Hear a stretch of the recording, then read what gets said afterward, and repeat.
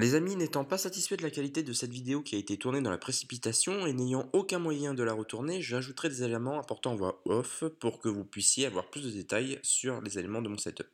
Je vous souhaite un bon visionnage malgré tout. Allez, salut à tous. Ciao.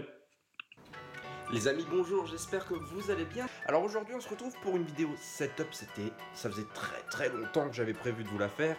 Comme vous le savez, j'allais emménager dans un nouveau studio début septembre 2018 et je devais vous faire depuis très longtemps cette vidéo setup jusqu'à ce que mon ordinateur coule, changer de water cooling. Donc en fait, je suis passé à un water cooling ultra custom. C'était la première fois que je faisais ça. Résultat, j'ai carrément fait couler le PC. Je l'ai récupéré, fonctionne pas. Et sachez que je déménage très bientôt. Ce setup qui vient tout juste de se terminer, et bien à démonter juste après que la vidéo soit réalisée. On rentre dans la chambre direct. Première chose qu'on tient à noter, c'est le petit tapis bien sympa, comme ça, hop. Si quelqu'un est en basket, oups, comme moi, par exemple, et bah vous pouvez directement vous essuyer les pieds sur le petit cube de Mario. Deuxième partie, je vous l'avais déjà présenté auparavant, il s'agit de ma vitrine adorée où j'expose toutes mes figurines. Ce petit moment de pause vous a été proposé par Exosupra.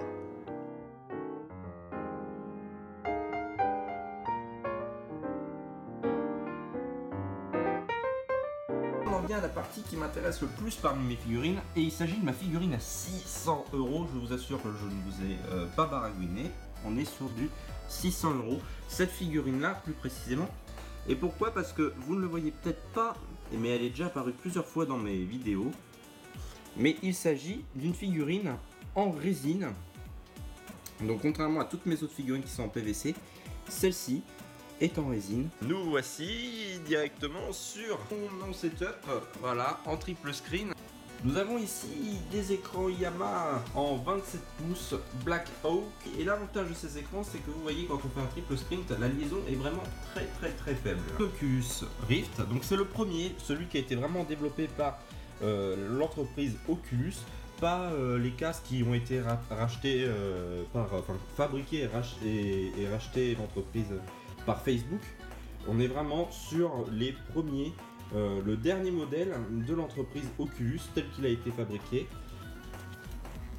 avec la petite télécommande et tout. Donc voilà, ça c'est le casque. On en reparlera, on fera des vidéos là-dessus. J'aurais l'air encore bien débile, mais on fera une vidéo là-dessus. Et là, on peut retrouver à chaque endroit les capteurs.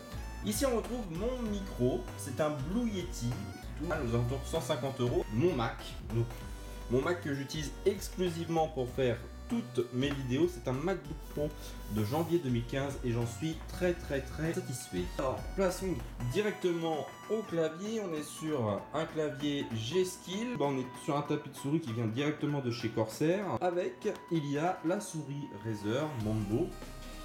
Au niveau des enceintes, je ne vais pas trop en parler parce que c'est des très vieilles enceintes mais qui font très bien le boulot. Donc on est sur du 2.1, c'est vrai, mais pour moi c'est nickel, je demande pas plus. Le son est vraiment, à mon avis, très bon. Et pour la marque, si vous voulez savoir, c'est même Trust. C'est une bonne marque d'enceintes. Voilà. On est sur un bureau Arrosi Arena. Maintenant, nous allons passer à la tour gaming à plus de 5500 € et qui a été préparée depuis longtemps mais qui ne fonctionne pas encore aujourd'hui correctement. Donc la voici, je l'ai appelée, je l'ai plutôt même baptisée Blood Milk. Et donc voici la bête. Vous aurez d'autres visuels vraiment plus attractifs sur cette tour. On fera des tests là-dessus. Et d'ailleurs le problème que j'ai actuellement se situe juste ici. Et on en reparlera au niveau d'une autre vidéo qui sortira sûrement très vite derrière celle-ci. Donc comme vous voyez, on est vraiment sur les dernières technologies Intel Optane. On a de très bonnes performances là-dessus, mais je vous en parle pas tout de suite. Je vais vraiment vous garder la surprise au maximum pour notre prochaine vidéo. Parlons maintenant d'un ordinateur ressuscité. Tout simplement de l'Alien PC, je l'ai baptisé comme ça, je l'ai reconstruit et j'ai réattribué un système de water cooling sur cet ordinateur là. sans faire de fuite cette fois-ci, mais on est sur un water cooling différent de celui que vous venez de voir avec le Blood Milk, puisqu'il s'agit d'un water cooling en flexible, donc comme vous pouvez le voir ici.